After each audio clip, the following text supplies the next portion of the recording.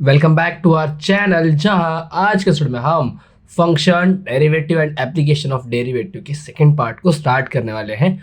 Already इसके पहले मैंने इसकी बेसिक कॉन्सेप्ट्स और बेसिक सम्स पे पहला पार्ट बना रखा है, जिसकी लिंक डिस्क्रिप्शन मिल जाएगी। उससे ज़रूर एक बार चेकआउट कर लीजिएगा, फिर इस वीडियो पर कंटिन्यू कीजिएगा।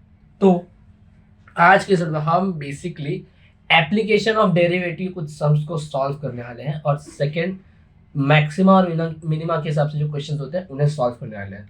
अगर आप 12th के स्टूडेंट हैं तो आप इस चीज़ से रिलेट कर सकते हैं कि मैं किन टाइप के क्वेश्चंस की बात कर रहा हूँ। अगर आपने 12th में एसपी लिया था और आप इस साल बीकॉम में है या फिर किसी भी मैथ्स वाले कोर्स में है, तो आपको चीज़ें थोड़ी सी बाउंस जाएंगी, बट मैं आपको अच्छे से एक्सप्लेन कर दूंगा। ठीक है, वीडियो को बिना किसी देरी के हम स्टार्ट करते हैं। वीडियो को अंत तक जरूर देखिएगा, बिना स्किप के। मैं सब कुछ डिटेल में यहाँ पे एक्सप्लेन कर दूंगा आपको।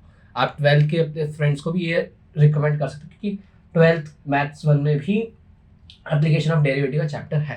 ठीक है, तो मैंने ऑलरेडी पिछले वीडियो में बताया था, बट मैं इस वीडियो में भी थोड़ा सा इलेबोरेट कर देता हूँ इन फैक्टर्स के बारे में, which is cost, profit and revenue.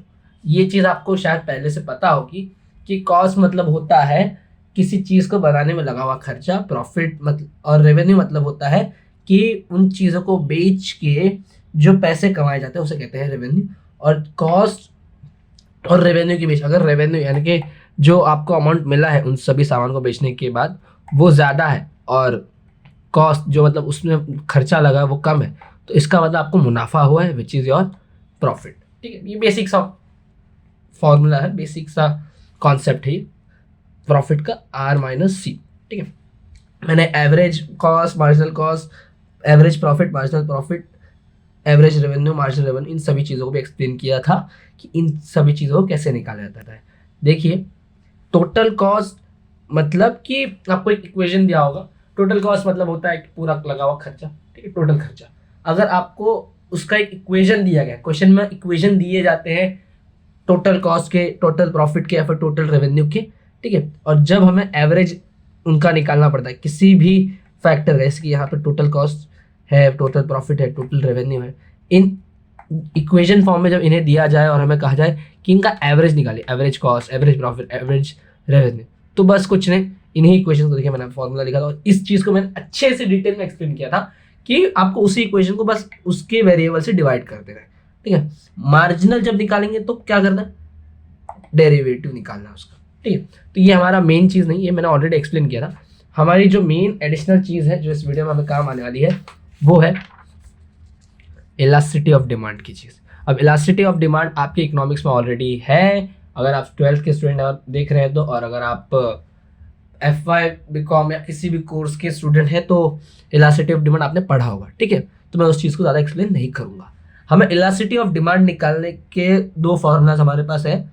पहला है, जब प्राइस और डिमांड की वैल्यू दी गई हो और हमें इलास्टिसिटी ऑफ डिमांड निकालना पड़े, ठीक है, तो हमें ये वाला फॉर्मूला यूज़ करना है, which is -P/D multiply by derivative of D, यानी कि डिमांड का कोई इक्वेशन दिया हो हमें तो उसका डेरिवेटिव निकालना है विथ रिस्पेक्ट टू पी। ठीक है, क्वेश्चन में अप्लाई करेंगे। और एक दूसरा फॉर्मूला है, जब हमें एवरेज रेवेन्यू दिया हो और मार्जिनल रेवेन्यू दिया हो, या फिर देखिए आपको एक चीज़ मैं क्लियर कर दूं कि इलास्टिसिटी के क्वेश्चन में एवरेज रेवेन्यू और प्राइस दोनों एक ही चीज़ होती है एक तरह से। ठीक है, तो अगर प्राइस दिया हो या फिर एवरेज रेवेन्यू दिया गया, दोनों का मतलब एक ही होता है। ठीक है, उसके हिसाब से एक फॉर्मूला है, RM which is marginal revenue is equal to RA average revenue multiply by 1 - 1 upon elasticity of demand. ठीक है, देखिए मैंने आपको जैसे कहा कि एवरेज रेवेन्यू और प्राइस सेम चीज़ होती है, इसलिए मैंने जब फॉर्मूला को चेंज किया, इसकी मैंने एवरेज रेवेन्यू की जगह यहाँ पे देखिए क्या किया, बस P यानी कि प्राइस को लगा दिया, बाकी पूरा फॉर्मूला सेम है। इसे हम क्वेश्चन में यूज़ करते हैं तो ये चीज़ें और अच्छे से क्लेरिफाई होंगी। Let's have a look. Simple है, जैसे कि मैंने आपको कहा था कि हमारे जो टोटल कॉस्ट होता है, एवरेज कॉस्ट होता है और मार्जिनल कॉस्ट, उसके हिसाब से ही एप्लीकेशन ऑफ डेरिवेटिव के फंक्शंस के क्वेश्चंस आते हैं, बेसिक क्वेश्चंस आते हैं इसमें।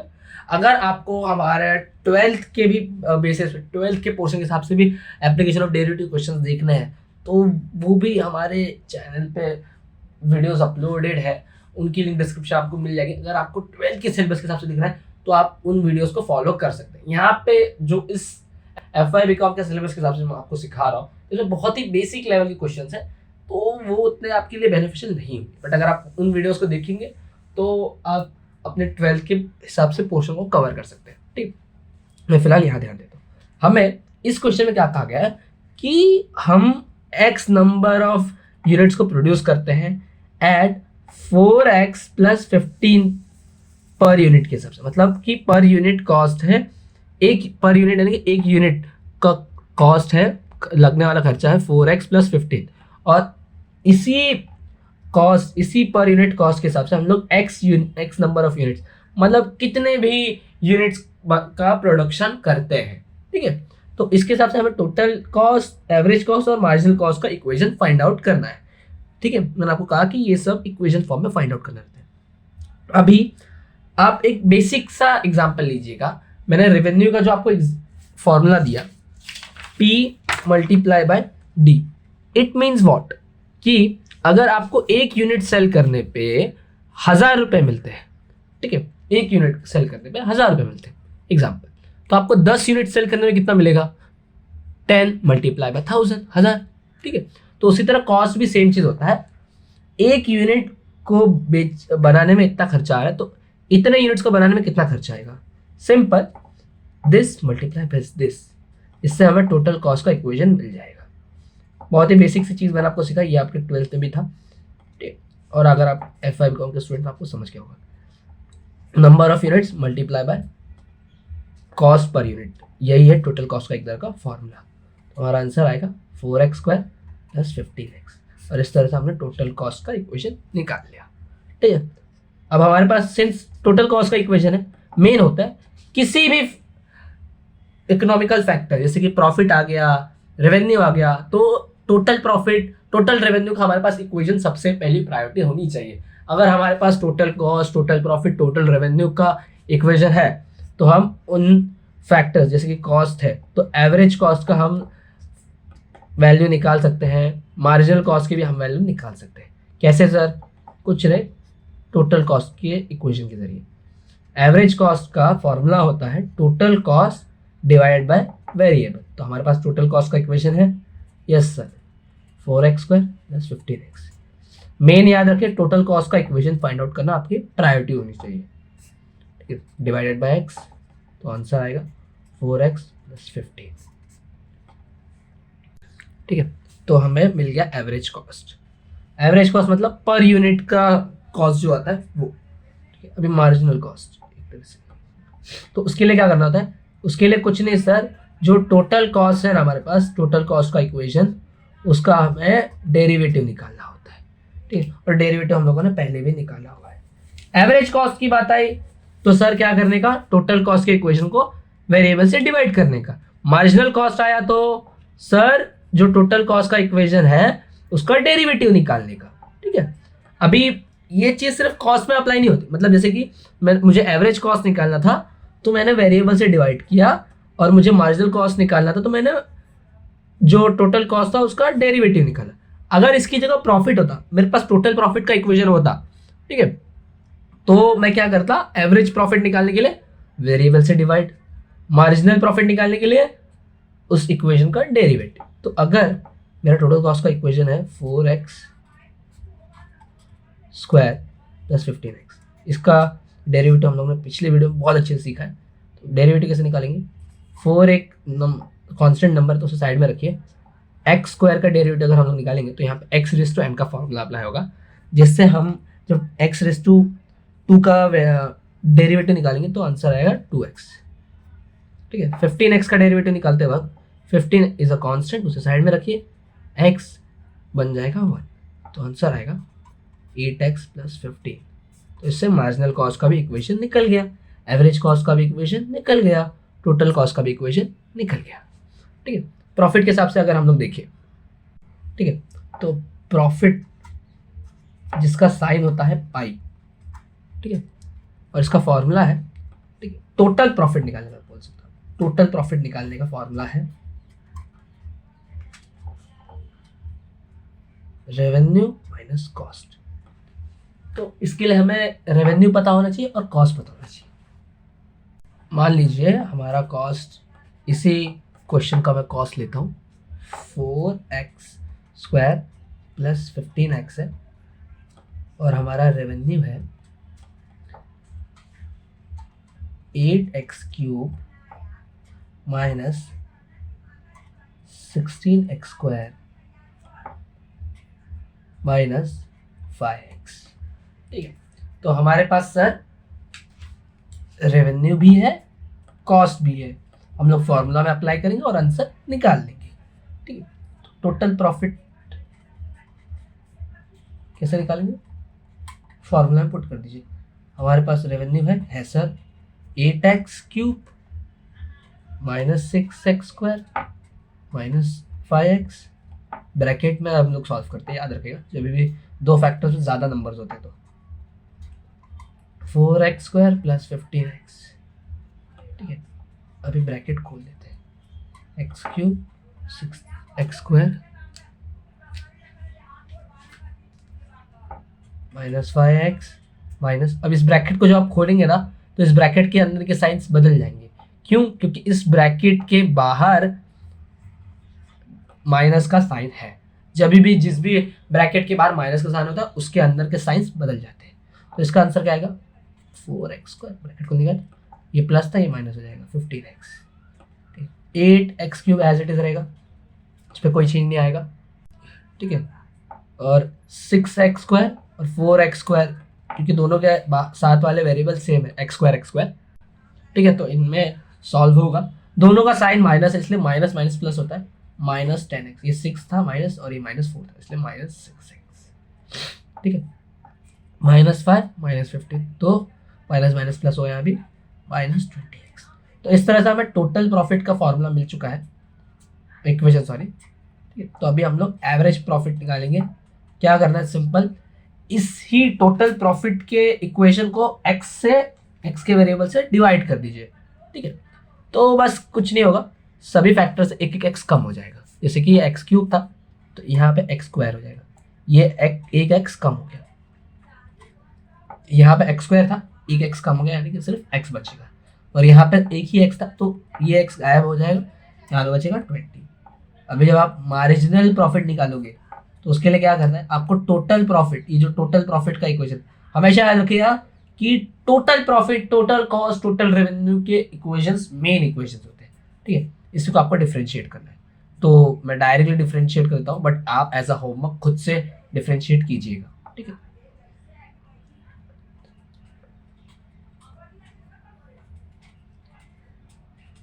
ठीक है, तो इस तरह से ही इक्वेशंस निकालने होते हैं। होप्स हो कि आपको ये समझा होगा। रेवेन्यू का भी सेम है, फॉर्मूला अप्लाई करेंगे तो टोटल रेवेन्यू निकल जाएगा। उसी टोटल रेवेन्यू के इक्वेशन को आप जब एक्स से डिवाइड करेंगे तो एवरेज रेवेन्यू, डिफरेंशिएट करेंगे तो मार्जिनल रेवेन्यू। ठीक है, अब हम इलास्टिसिटी ऑफ डिमांड वाले क्वेश्चंस करने वाले हैं, एप्लीकेशन ऑफ डेरिवेटिव का ही ये क्वेश्चन मैंने ऑलरेडी फॉर्मूला डिस्कस कर रखा है। यहाँ पे हमें डायरेक्ट आपको वैल्यू पुट करनी है, आपको फैक्टर्स के जो वैल्यूज है वो दिए रहे होंगे और एक आध फैक्टर मिसिंग होगा, एक आध एलिमेंट मिसिंग होगा, उसका वैल्यू हमें निकालना होगा। फॉर्मूला पहचानना आना चाहिए। पहले देखिए यहाँ पे डेटा में क्या देंगे, यहाँ पे हमें एवरेज रेवेन्यू की वैल्यू दी गई है और मार्जिनल रेवेन्यू पूछा गया है और इलास्टिसिटी ऑफ डिमांड की भी वैल्यू वैसे दी गई है। ठीक है, तो जब एवरेज रेवेन्यू और मार्जिनल रेवेन्यू की वैल्यू दी गई हो तो हमें इस सेकेंड वाला फॉर्मूला पुट करना होता है। याद रखिएगा जब भी मार्जिनल रेवेन्यू है तो यही फॉर्मूला पुट करना है। ठीक है, तो फॉर्मूला है RM यानी कि marginal revenue is equal to RA average revenue bracket 1 minus 1 upon elasticity of demand. ठीक है, मार्जिनल रेवेन्यू नहीं पता, RA यानी कि एवरेज रेवेन्यू पता है सर। ठीक है, तो ये एक रिलेशनशिप वाला क्वेश्चन है, elasticity of demand, marginal revenue और एवरेज रेवेन्यू वाला। ठीक है, 65 है और एवरेज इलास्टिसिटी ऑफ डिमांड की वैल्यू है 3। ठीक है, 65 3 क्रॉस मल्टीप्लिकेशन किया है मैंने। ठीक है, 3 65 2/3। अगर मैं 2 में 3 से डिवाइड कर दूँ या फिर 65 मुझे बस डिवाइड करना होगा। ठीक है, मैं 2 में डिवाइड कर देता हूँ तो 0.66 और कंटिन्यूस 66 ही आएगा, तो मैंने सिर्फ 66 पर रोक दिया। जब मल्टीप्लाई करेंगे तो आपको मार्जिनल रेवेन्यू का वैल्यू मिल जाएगा, जो कि है 42.90। सिंपल था, डायरेक्ट हम लोगों ने फॉर्मूला में वैल्यूज पुट की और आंसर को निकाल लिया। ऐसे ही कुछ क्वेश्चन रहते हैं रिलेशनशिप वाले, मैं आपको एक आध करके दिखाता हूँ, ठीक है। उसके बाद एप्लीकेशन ऑफ डेरिवेटिव खत्म हो जाएगा और मैक्सिमम मिनिमम क्वेश्चंस करेंगे। क्वेश्चन देखिए, find the price for the demand function d is equal to 2p plus 3 upon 3p minus 1 when elasticity of demand is 11 upon 14। यानी कि यहाँ पे हमें प्राइस को फाइंड आउट करना है, हमें डिमांड दिया गया है और इलास्टिसिटी ऑफ डिमांड दिया गया है, ठीक है। तो इसमें यहाँ पे डिमांड है और प्राइस का इन्वॉल्वमेंट है। याद रखिए, अगर डिमांड आया तो पहला फॉर्मूला और मार्जिनल रेवेन्यू आ गया तो दूसरा फॉर्मूला, क्योंकि प्राइस दोनों में भी इन्वॉल्व होता है कभी कभी। तो याद रखिए, प्राइस तो कॉमन चीज़ है, आपको देखना है डिमांड है तो पहला फॉर्मूला, मार्जिनल रेवेन्यू अगर दिया गया है तो दूसरा फॉर्मूला अप्लाई करना है इलास्टिसिटी ऑफ डिमांड के क्वेश्चन के लिए, ठीक है। तो यहाँ पे हमें पहला वाला फॉर्मूला अप्लाई करना है, which is elasticity of demand is equal to minus p upon d derivative with respect to p of d, ठीक है। इलास्टिसिटी ऑफ डिमांड है 11 अपॉन 14 माइनस पी की वैल्यू नहीं है हमारे पास, उससे हमें फाइंड आउट करना है। डी की वैल्यू है 2p plus 3 upon 3p minus 1, ठीक है।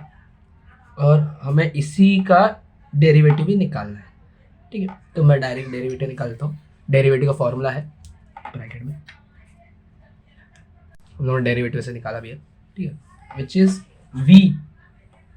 v यानी कि जो डिनोमिनेटर है उससे पहले साइड में रखिए और u यानी कि न्यूमरेटर का डेरिवेटिव निकालिए, ठीक है। 2p प्लस 3 माइनस, अब क्योंकि u यानी कि न्यूमरेटर का डेरिवेटिव निकल चुका है तो उसे साइड में रख के हम डिनोमिनेटर का डेरिवेटिव निकाल देंगे, ठीक है। थोड़ा सा मर्जिंग लगेगा बट अपॉन v का square which is 3p minus 1 का स्क्वायर, ठीक है। अभी यहाँ पे आप मल्टीप्लाई कर दीजिएगा तो ये हो जाएगा, मैंने इसे रिवर्स कर दिया, 3p square minus p upon 2p plus 3 11 upon 14 3p minus 1 multiply by 2, ये देखिए दो फैक्टर्स था, ये कांस्टेंट 0 बन जाएगा, 2 मल्टीप्लाई बाय p था, p एक कांस्टेंट सॉरी एक वेरिएबल है तो वो एक 1 बन गया, ठीक है। माइनस 2p प्लस 3 मल्टीप्लाई, ये 3 बन गया, इस वाले ब्रैकेट का हम डेरिवेटिव निकाल रहे थे, ठीक है, अपॉन 3p माइनस 1 का होल स्क्वायर, ठीक है। अभी आप इसे सॉल्व करते रहिएगा और जो भी आंसर आएगा p का वो आप मुझे नीचे कमेंट सेक्शन में बता सकते हैं। होप सो कि आपको ये यहाँ तक के क्वेश्चन समझे होंगे, ठीक है। अब हम मैक्सिमम मिनिमम इस चैप्टर के लास्ट टर्म पे जाने वाले हैं और ये चैप्टर फिनिश हो जाएगा, ठीक है। Let's have a look. तो मैं आपके लिए क्वेश्चन पढ़ता हूँ, find the maximum and minimum value of the function, ठीक है। एक इक्वेशन दिया गया होगा हमें जिसके हमें मैक्सिमम और मिनिमम वैल्यू फाइंड आउट करनी है। इट मीन्स कि यहाँ पे हमें देखिए अक्सर x की जब हम लोग वैल्यूज निकालते हैं तो मोस्टली x की 2 वैल्यूज आती है। अब किस वैल्यू को अप्लाई करने से इस गिवन इक्वेशन का जो वैल्यू है, जो आंसर है वो मैक्सिमम आएगा, और किस x की वैल्यू की वजह से इस इक्वेशन का वैल्यू 0 आएगा, ये हमें यहाँ पे निकालना होता है, ठीक है। तो उसके लिए क्या करते हैं, सबसे पहला और बेसिक स्टेप, हमें इस इक्वेशन को 2 बार डिफरेंशिएट करना पड़ता है। डिफरेंशिएशन तो हम लोग आज तक करते आए, अभी तक क्वेश्चन में हमने आपको ऑलरेडी बताया, 2 बार सबसे पहले बिना सोचे समझे 2 बार इसी इक्वेशन को 2 बार डिफरेंशिएट कर दीजिए। जब पहली बार हम लोग डिफरेंशिएट करेंगे ये f(x) बन जाता है f'(x), याद रखिएगा, यहाँ पे हम लोग डिफरेंशिएट कर रहे हैं 3x³ को जब हम लोग डिफरेंशिएट करेंगे तो बनेगा 3x², x² को करेंगे तो 2x, और यहाँ पे 27x 0 हो जाएगा। ये कांस्टेंट है, इसकी वैल्यू खत्म, ये हमें एक इक्वेशन, एक अलग इक्वेशन, और इसे ही फिर से डिफरेंशिएट कर देते हैं, यानी कि सेकंड ऑर्डर डेरिवेटिव, ठीक है। तो ये f'(x) f"(x) बन जाएगा, ठीक है। तो अभी ये 3 और ये 3 था, ये 3 आपस में मल्टीप्लाई होकर 9 बन गए, ठीक है। और जब आप अब यहाँ पे सिर्फ बचा है एक्स स्क्वायर डिफ्रेंशिएट करने को, यहाँ भी 9 और 2 मल्टीप्लाई हो गए 18, यहाँ पे बचा है एक्स डिफ्रेंशिएट करने को। और अगर आप चाहे तो इसे एक स्टेप के लिए बचा सकते हैं, अदरवाइज आपको पता है ये कांस्टेंट थे, ये 0 बन जाएगा, ठीक है। तो यहाँ पे आंसर आएगा 9, एक्स स्क्वायर बनेगा 2x, ये x बन जाएगा 1, ठीक है। तो यहाँ पे आंसर आएगा 18, और इस तरह 18x माइनस 18। तो हमने इसी इक्वेशन को 2 बार डिफ्रेंशिएट किया, तो हमें 2 अलग अलग इक्वेशंस मिल गए हैं, ठीक है। अब हमें x की वैल्यू फाइंड आउट करने के लिए जो फर्स्ट हमने जो डिफ्रेंशिएट करते वक्त f डैश x निकाला था ना, उसकी सहायता लेते हैं फॉर मैक्सिमम मिनिमा। ये मैक्सिमम मिनिमा क्वेश्चन याद रखिए, जब हम मैक्सिमम मिनिमा क्वेश्चन करते हैं तो उसके अकॉर्डिंग f डैश x की वैल्यू हम 0 रखते हैं, ताकि हमें x की वैल्यू मिल सके फ्रॉम द गिवन इक्वेशन, ठीक।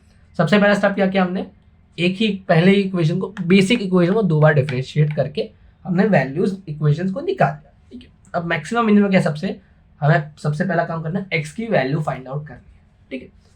तो f डैश x की वैल्यू 0 होती है फॉर मैक्सिमम मिनिमम। अब इससे हमें x की वैल्यू मिल जाएगी। f डैश x की वैल्यू जो इक्वेशन था वो क्या था, 3 मल्टीप्लाई बाय 3x स्क्वायर, ये देखिए, ठीक है, minus 9 multiply by 2x minus 27 is equal to 0। ये 9x स्क्वायर है, ये 18x है, और ये 27 है, ठीक है। अब चाहे तो 9 को कॉमन ले लीजिए, 9 को कॉमन ले लिया मैंने, ठीक है। ये 0 वहाँ जाके डिवाइड करेगा, 0 बन जाएगा। अब x square minus 2x minus 3 is equal to 0।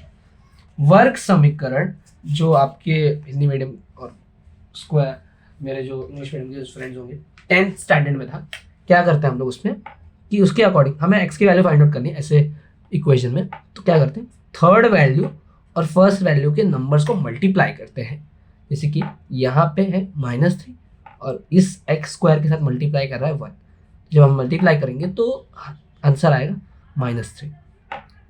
हम पहले और थर्ड वैल्यूज को कुछ नहीं करेंगे, ठीक है। अब हमें 2 ऐसे नंबर्स ढूंढने हैं जिन्हें प्लस माइनस करने पे हमें आंसर आए -3, और मल्टीप्लाई करने पे भी सेम आंसर आना चाहिए, सॉरी मतलब मल्टीप्लाई करने पे -3 आंसर आना चाहिए और प्लस माइनस करने पे हमारा आंसर आना चाहिए -2, ठीक है। तो ऐसी 2 वैल्यूज हैं 3 और 1, ठीक है। अभी देखिए जब आप -3 और +1 को मल्टीप्लाई करेंगे तो आपका आंसर आएगा -3, क्योंकि बड़े का साइन लगता है मल्टीप्लिकेशन में, ठीक है। तो यहाँ पे -3 और हम लोग +1 को कंसिडर कर रहे हैं। अगर इन -3 और +1 को आप लेंगे ना, ठीक है, तो आपका आंसर आएगा -2। ये छोटे क्लास की चीज़ है तो इसमें आपको डाउट होना ही चाहिए। अब हम इस 2 पहले फैक्टर्स में से कॉमन निकालेंगे विच इज़ x, तो हमें आंसर मिलेगा x -3। इन 2 फैक्टर्स में भी हम लोग कॉमन निकालने वाले हैं, तो मैंने +1 को कॉमन निकाला, तो हमें यहाँ भी आंसर मिलेगा x -3। दोनों जो ब्रैकेट बनते हैं वो हमेशा कॉमन सेम टू सेम होने चाहिए, ठीक है। तो हमने ब्रैकेट बना लिया और इस तरह हमें x की 2 वैल्यूज मिल जाएंगी, x इज इक्वल टू 3 और x इज इक्वल टू -1।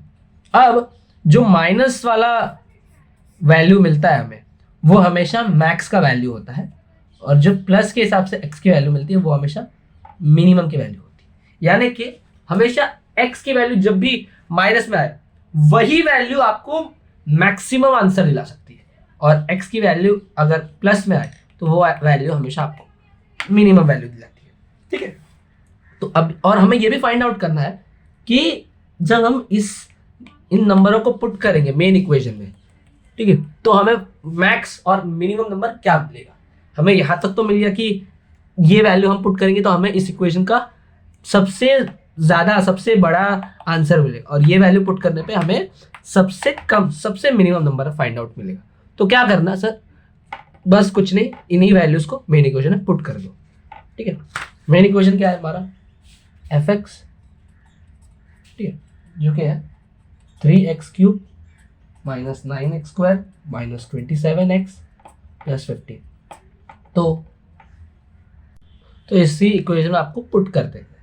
एक और चीज़ मैं आपको बता देना चाहता हूँ कि हमने जो ये f डबल डैश x निकाला है, ठीक है, अगर आपको डाउट हो रहा है कि सर x की वैल्यू माइनस आए यही कैसे मेरा मैक्स नंबर दिला सकता है, या फिर x की वैल्यू प्लस आए तो ही मेरा मिनिमम नंबर कैसे मिलेगा, तो इसका एक और इलाज होता है चेक करने का। क्या होता है ना, इसे मैं आपको बाद में बताता हूँ। यहाँ पे देखिए f डबल डैश x के जो इक्वेशन है जो हमने सेकेंड टाइम डिफरेंशिएट करके निकाला, ये वाला इक्वेशन, इसमें हम इन दोनों वैल्यूज को पुट कर देते हैं। जैसे कि f क्या था वैल्यू 18x माइनस 18, तो when x is equal to 3, ठीक। अगर आपका जो आंसर है वो 0 से बड़ा यानी कि प्लस में आया तो भी कंफर्म हो जाता है कि ये x की वैल्यू जो है, जो भी जैसे यहाँ पे 3 है, वो आपको मिनिमम नंबर दिलाएगी, मिनिमम आंसर दिलवाएगी। और अगर आपको इक्वेशन में पुट करने के बाद x की वैल्यू 0 से कम यानी कि माइनस का आंसर दे, तो इट मीन्स कि वो x का जो वैल्यू जो भी रहेगा वो आपको मैक्स आंसर प्रोवाइड करेगा। यहाँ पे देख लेते हैं f डबल डैश x नहीं 3 18 3 माइनस 18, इसका आंसर आएगा 54 माइनस 18, आंसर आएगा मेरा 36, जो कि डेफिनेटली 0 से बड़ा है।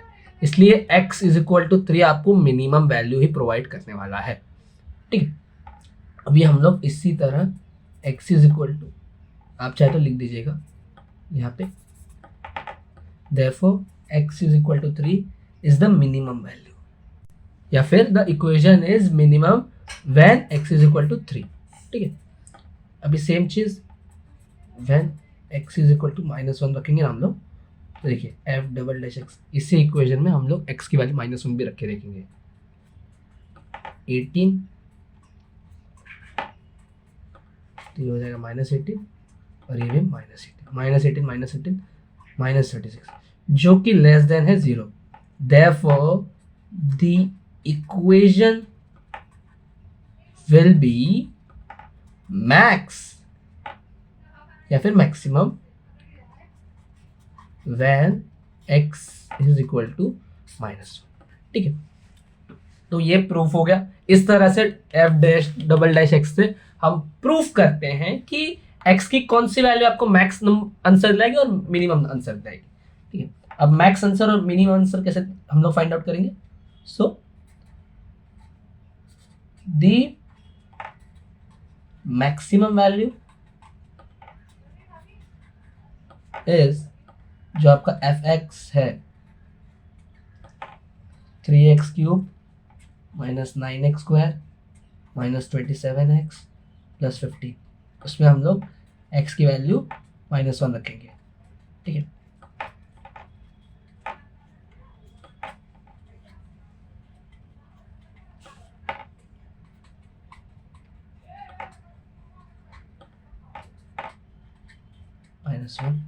-1 का क्यूब -1 ही होगा, ठीक है। 9 ये 1 हो जाएगा, ये 27 हो जाएगा, प्लस में हो जाएगा, ठीक है, प्लस 15 -3 -9 प्लस 27 प्लस 15, ठीक है।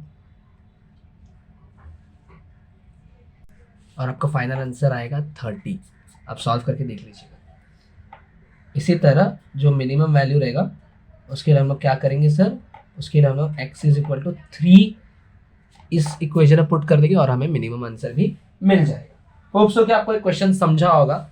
अगर हाँ तो प्लीज़ इसी तरह कुछ और सम्स भी खुद से ट्राई कीजिएगा और उनके जवाब मुझे फेसबुक, इंस्टाग्राम या फिर हमारे कमेंट सेक्शन में ज़रूर दीजिएगा। आपके टेक्स्ट बुक के क्वेश्चन भी कर सकते हैं आप लोग। और एक इक्वेशन मैं भी आपको दे देता हूँ जिसका मैक्सिमम और मिनिमम वैल्यू फाइंड आउट आप कीजिएगा खुद से, ठीक है। सेम टू सेम ऐसा इक्वेशन, इससे 2 बार डिफरेंशिएट करके आप सॉल्व कर सकते हैं। याद रखिएगा f डैश x से हमें x की वैल्यू मिल जाएगी, ठीक है, और f डबल डैश x से ये कंफर्मेशन हो जाएगा कि कौन सी वैल्यू हमें मैक्सिमम आंसर लगी और कौन सी हमें मिनिमम। होप सो कि आपको ये चैप्टर पसंद आएगा और ये वीडियो पसंद आएगा। हाँ तो इस वीडियो को लाइक करें, कमेंट करें और शेयर जरूर करें। मिलूंगा आपसे फ्रेंड्स, तब तक